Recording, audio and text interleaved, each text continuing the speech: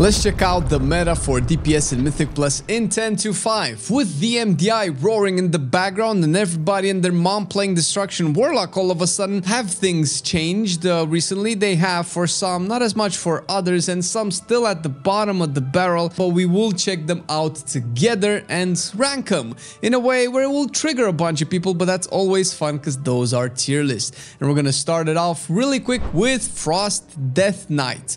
And as we're looking at the tier list, you might notice that the tiers are kind of defined so that we kind of know what we're talking about. S tier being God tier, essentially what the 32s are done, and D tier being help me because they need help, but Frost DK is neither. Frost DK is actually good, surprisingly. We're gonna put it into B for good. It's doing pretty well, all things considered. It's doing high keys.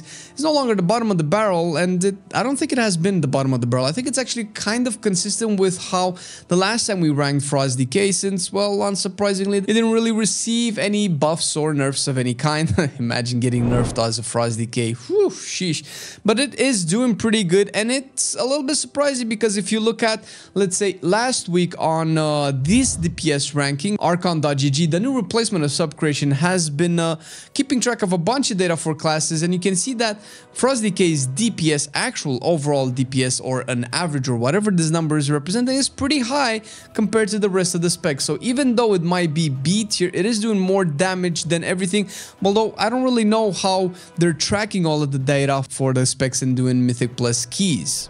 And what better way to keep track of your highest keys than by using today's sponsor, Outplayed. Outplayed is a free-to-use recording software that you can customize and set to your preference. Not only that, one of the coolest features that it has, which definitely helps us when recording footage for these videos, is the full session capture mode that just records automatically when it detects you have opened your game, be it World of Warcraft or many others. Not having to worry about remembering to record, stop record, save, record again, and so on is a huge relief. And Outplayed saved a bunch of footage that I might have forgotten to record.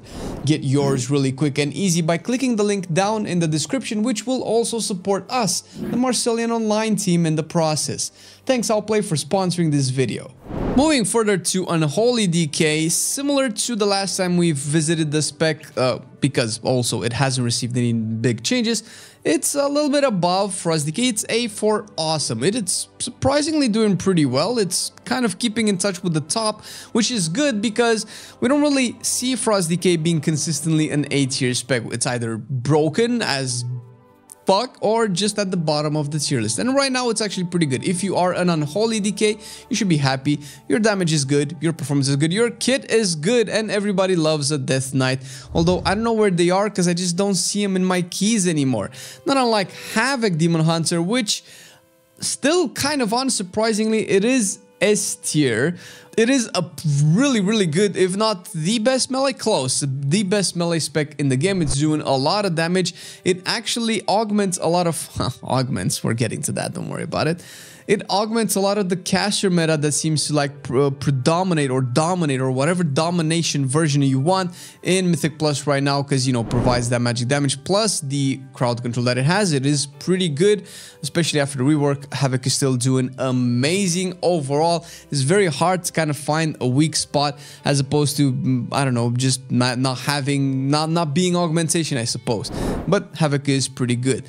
Balanced Druid is consistently an S tier spec as well, with its uncapped AoE, one of the 3, potential 4, depending on how far you look on the Radar.io scale, specs that are clearing 32s at the moment of this recording. Balance currently still has uncapped AoE, which is incredible. Still has really good damage, and of course the utility of a Druid. Now, I don't know if you want to run a balance with a Resto Druid as well in the same team. However, running a balance, which is one of the best DPSers in the key period, does open up the possibility of running a different healer, like a Discipline Priest, which is also a popular hero, or Mistweaver as well, and still have some of that Druid utility, like the Remove Curse or Hibernate for affixes, or even Battle Res, which is something that Vengeance Demon Hunter does not have, since that is kind of like the main tank right now, close to Pro Paladin. And that is relevant because you kind of want to fit Balanced Druid somewhere. And it is, I think, also in the rankings of the overall damage output on Arcane.gg, the best spec at doing just overall giga damage. Although granted, these are the logs for last week as you're watching them, because even though they've taken over subcreation, they don't seem to hold data older than 2 weeks, which is a little bit of a shame because it's nice to kind of see an overall performance over the season, but maybe the last couple of weeks are more relevant. Feral Druid is also really good. It is in B tier consistently across the board. It's a little bit on the lower side of the B tier, and you will see as we go forward with this tier list, since it's although it's a good B tier, it's, you know, the B tier is going to be very big. It's going to have a lot of specs, and, you know, not all specs are equal. Closer to the edge are usually the top end B tier, and then is the bottom end B tier, but it's no way, shape or form a C tier spec. It is doing pretty good. It's doing this definitely high keys. Obviously, the competition of balance is always going to keep it a little bit lower. However, it is lower than balanced Druid. Unfortunately, that's just what Feral does at the moment. It doesn't have the power and the strength of balanced Druid, but it is particularly really good. And as we will see throughout the tier list of today, overall the specs are more balanced than you might like to believe or admit. One of the first outliers to this would be Devastation Evoker, which is going to be in C tier. It's kind of a good example for meh, for kind of like whatever. It does have a lot of damage and a lot of burst. It most likely still has a lot of issues that I haven't been able to see them corrected at all, and the tier list and the overall ranking kind of points to that direction. It is vastly inferior to Augmentation. It is part of the same class. It's still kind of a squishy spec to deal with, and it doesn't really bring anything outstanding. When you have Augmentation that brings pretty much everything that Devastation has, plus more on top of it, plus in the same role, also still being ranged with very little of its weaknesses, then it doesn't really make sense to bring a Devastation, unfortunately. That is the true nature of it. Hopefully we can see more flavor added to it in the future so that it can, you know, at least be competitive with maybe B tier specs, because I don't see Devastation being B tier anytime soon. Beast Mastery is weird. Overall in the season is doing really good. If you look at the top IO Beastmasters, they're clearing content like mad lads. Very close to Unholy, maybe slightly better, maybe slightly worse. Like, I think it kind of depends on the week. Beastmaster has been pretty strong the entire patch so far. Hasn't really received any changes at all. If anything, they might have gotten some nerfs in the first week or month of the raid, since they were really strong in single target. I think they might have been nerfed in single target, but overall they're very good this season. Consistently A tier, consistently amazing in clearing keys. Overall, there's nothing to worry about, man. Listen, if you invite a Beastmaster to your group, you're going to be fine. And if you want to push keys into the 30s, you're going to be okay with the Beastmaster as well. Although it might be hard to get them to use their Bloodlust, because at the end of the day, Hunters are still pretty squishy on the top end of things. Marksmanship is the exact opposite argument. It is our first D tier spec, and in D tier, although they're obviously lower than everybody else, I also reserved the spot for the only specs that are not actually doing 30s. And I do have to point this out, as a spec that it is indeed here, Marksmanship is clearing 28s and 29s. It might get into 30s by the end of the season, but 28s and 29s are still giga keys. Not every Marksmanship is doing that, obviously. The top ends are, you know, obviously the better Marksmanship players, but they're not spreading out their performance over multiple, let's say, rankings as with every other spec.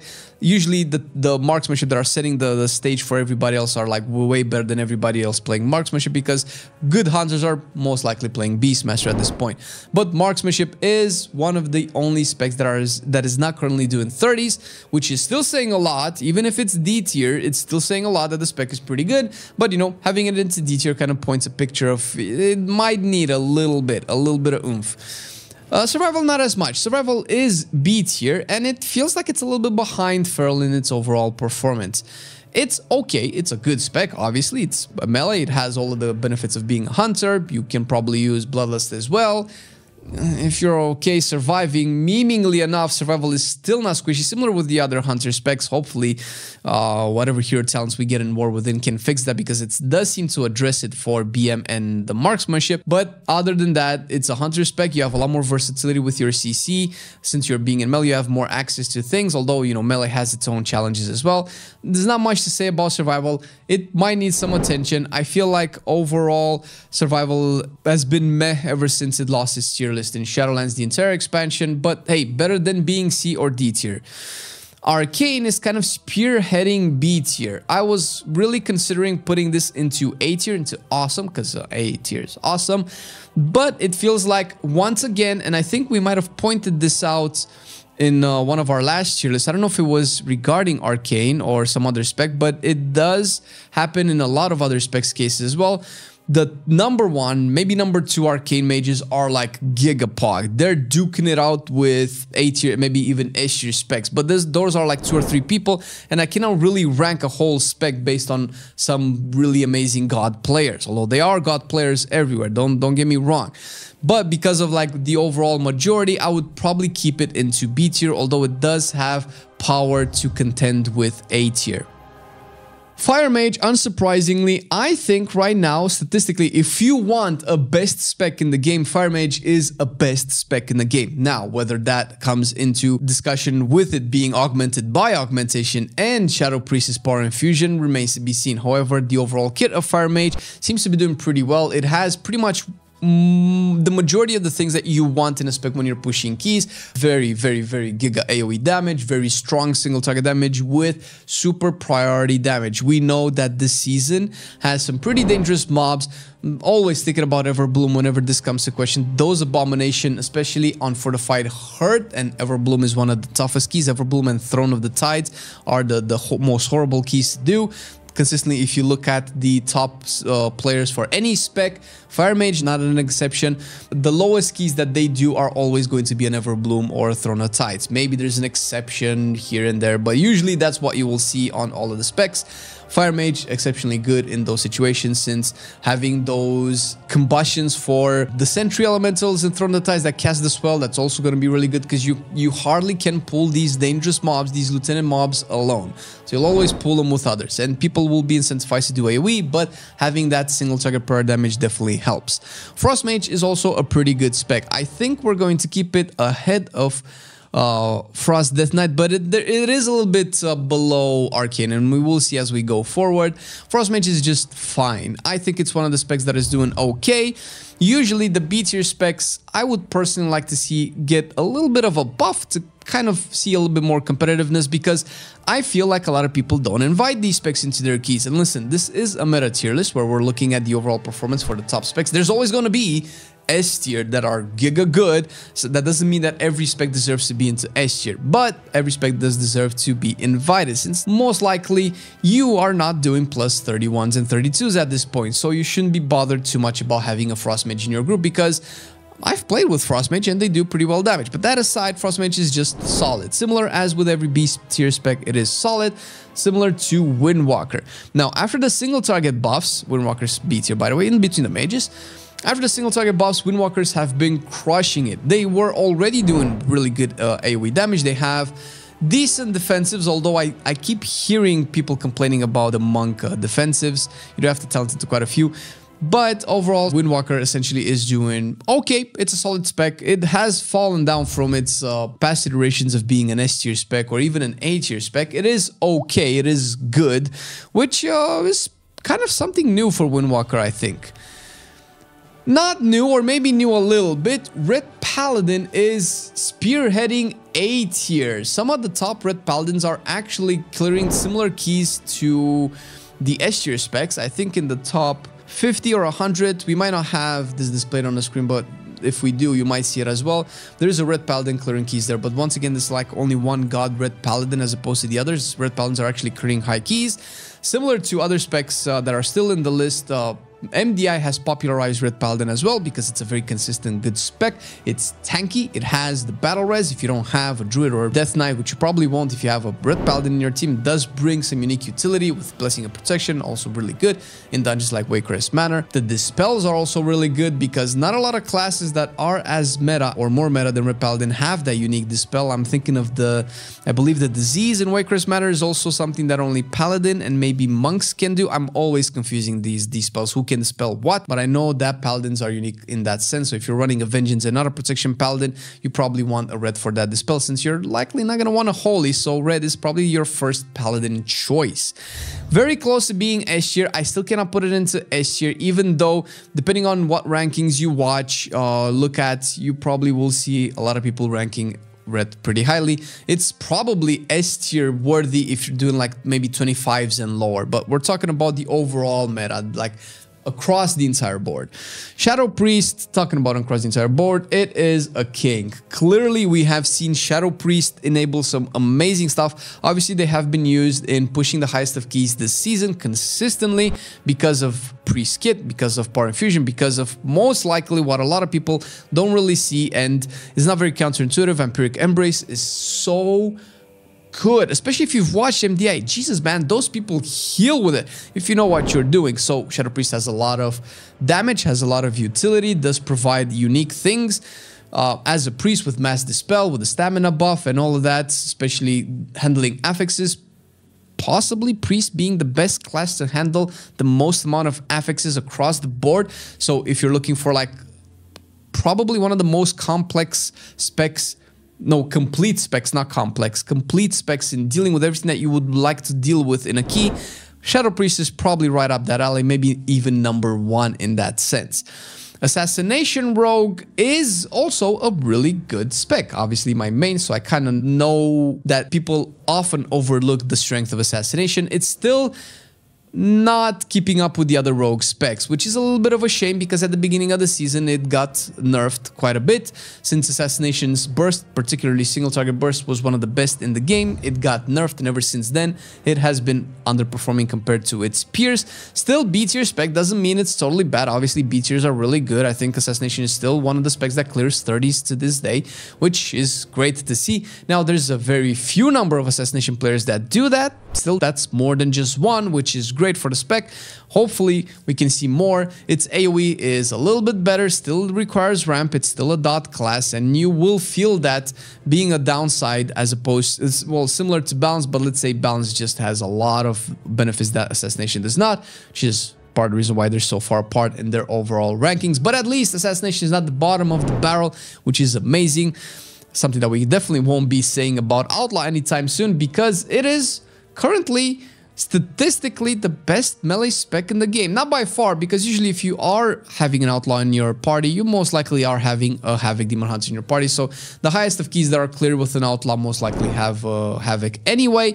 So you couldn't really say which one is better or not. Outlaw is of course consistent. It's probably tankier than Havoc, can deal with a lot of mechanics, requires very little attention because of how Restless Blades works and how often you have all of your abilities that you want to have. Outlaw has them all the time. Its damage is pretty much the same. It's obviously a little bit capped when it comes to how many targets it hits, but then again, when you're doing like super high keys, you don't do those 4 pulls that Taldazar runs in a Taldazar. I don't know. Some people are doing, I think the top 2 keys as of recording this video are 32s, and they are done without a healer. So maybe there are things possible that we don't see, since not everybody's logging their run, so people keep it kind of secret. We'll see how that plays out once the season ends, since it probably doesn't have much left. Subtlety has been used extensively in the MDI. I haven't watched all of the MDI so far, so I don't know if there were Outlaws there as well, but I know I've seen Subtlety almost every time I looked, and it is a really good spec. It is overall B, because its main AoE issues still haven't been fixed. It's really good in lower-ish keys, lower compared to what the people are pushing on ladder, because there's a big difference between MDI and what we see on live keys. MDI does what, 23s, 24s, maybe 25s, while live pushes 31s and 32s as of this moment, probably even 33s by the time the season ends. Subtlety will probably struggle a little bit more than Outlaw, since it doesn't have access to the entire kit as Outlaw does, as fast as Outlaw does, but overall it's still pretty good, a little bit ahead of Assassination. I think the biggest, or maybe the one issue that's probably keeping Subtlety behind everybody is its AoE that's been nerfed over the years. It has probably some of the best single target profile in the game, which is why it's kicking ass in raids, most likely. But I digress. That is where Subtlety is according to the overall numbers that it's putting out. Surprisingly, Elemental, it is A tier, which is something that not enough people talk about. Elemental is kind of like a wild card, and has been for this season. Its entire playstyle has been flipped on its head, where now it's just spamming Lava Burst left and right. On one hand, that gives it incredible I want to say flexibility, but you kind of play the same all the time. But the flexibility in engaging with the content, since you're not restrictive anymore. You don't have that many conditions to deal what you have to deal. Similar to Ret, I would imagine a good part of getting an elemental into hierarchies is its access to poison cleansing totem. That's something that's really good. Once again, these spells are very, very hard to deal with. It has a very short kick. It is a ranged. It is the ranged with the shortest interrupt in the game, which can matter on certain situations. I'm thinking Everbloom, the council fight. That's a famous boss or bosses that require a lot of kicks, because it's not just enough to kick, revitalize in the toxic boom thing, whatever it is, the AoE stun. You really want to kick as many spells as possible, and you probably don't want to have melee all the time. Elemental can fill a unique gap that no other casters can with that, plus everything else that an elemental can bring with its elementals, and the entire shaman kit with all of the totems. Surprisingly, enhancement has dipped compared to elemental. It's still a good spec.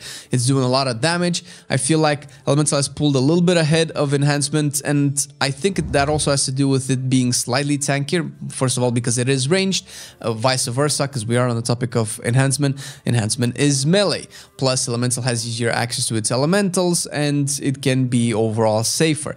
Now, that doesn't mean that enhancement is not really good. It's still kind of AoE capped, which is probably also one of the reasons why it's keeping it from pushing super high, but it has been, and I think I've said this before as well, one of the, if not the best funnel specs in the game, priority target damage dealing in the game, and we've seen priority damage being something that propels Fire Mage forward, meaning that it's pretty good for enhancement as well. Now, enhancement hasn't necessarily been nerfed, because we did have it into A, maybe even S tier at the beginning of the season in previous tier list. Right now, it's just really, really good. Most likely, just the other specs have pulled way further ahead.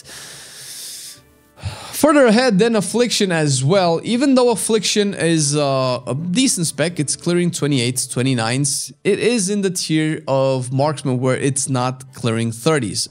Affliction, spoiler alert, Affliction and Marksmanship are the only specs that are not clearing plus 30s at the moment. It is really good. It has tremendous AoE burst potential. We have seen people use it in certain unique situations, certain unique encounters. However, it is still inferior to the other Warlock specs. It is inferior to the other caster specs. It is inferior to all DPS specs, period, because it just overall, in a long run, it doesn't pull it. It doesn't do it. Its single target is not impressive whatsoever, and to have really good single target, you have to sacrifice so much AoE, which is not something you would like to do in Mythic Plus. Other specs sacrifice one or the other, but not to the extent of Affliction Warlock. Demonology, for instance, it is kicking it very high up there with Ret and Elemental. In certain rankings, you might see it all the way into S tier as well. Its damage is really good. Currently, the best overall performing Warlock spec. You might not believe this by watching MDI, because in MDI, you might see a different story, and that story would be the story that Destruction Warlock is saying, which I'm gonna swap to this really quick as I'm talking about the specs. And I wanted to point out the fact, because I kind of called it, and it's not like I had some super secret insight or I'm like this big brain dude, but it's basically people smarter than me that have talked about this. Pretty much a lot of people have expected Destruction to be really good in MDI, and I contribute its placement in the ranking because of its increasing popularity in MDI. It hasn't received any buffs, it hasn't changed whatsoever, it's still Destruction. People are right now looking like, oh, this spec has been good so far, I guess let's just play it now. It has some tremendous weaknesses that it doesn't share with Demonology, which is why it's a little bit behind it. It's probably farther behind than the ranking would suggest, because it's not clearing as high keys as Demonology, but it's good to see that it's rising up. Arms is also really, really good. Also in A tier, surprisingly, I actually expected Arms to still be considered among the B tier specs. The good, the arcanes, the subtleties, the enhancements. But surprisingly, Arms is doing really, really well. I don't know if it's because of the Legendary. I have Legendary on my Arms. It doesn't particularly seem like that big of a deal. I guess it's more free damage, more eye level. And other than that, it's just really good. It has actually more damage than Fury Warrior, which is next on our list. And we're going to put Fury between Elemental and Destruction.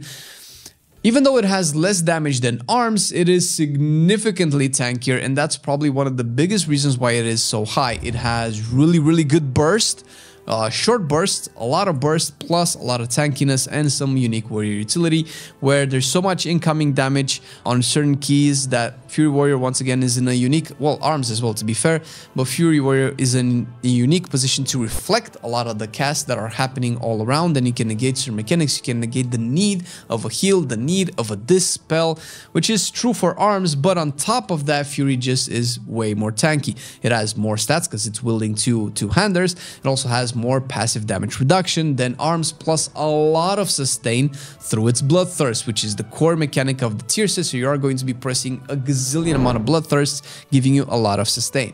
And last but not least, unsurprisingly, Augmentation is still crushing it. Well, maybe a little bit surprising for me, because I did kind of say that it was probably going to drop a little bit as the season goes on, since the damage that it contributes with is not that high. But as it stands, the biggest wall that people seem to face this season is not a damage wall, but most likely the survivability wall, and that has been one of the things that Augmentation provides to the group, a lot of survivability, which is definitely needed. Plus, of course, it does augment a lot of the specs that scale really well, like Fire Mage, which is always going to be really good. And if you're looking at the overall representation of the meta, this is how it's looking at the moment, by trying to pull all the information that we have from all the rankings that we have out there, Raider.io score and all of that, and it's good. But sometimes you just want to have fun, and to have fun you can watch our range DPS tier list, where you can just pick a range DPS spec to have fun. Once again, thank you Allplay for sponsoring this video, and enjoy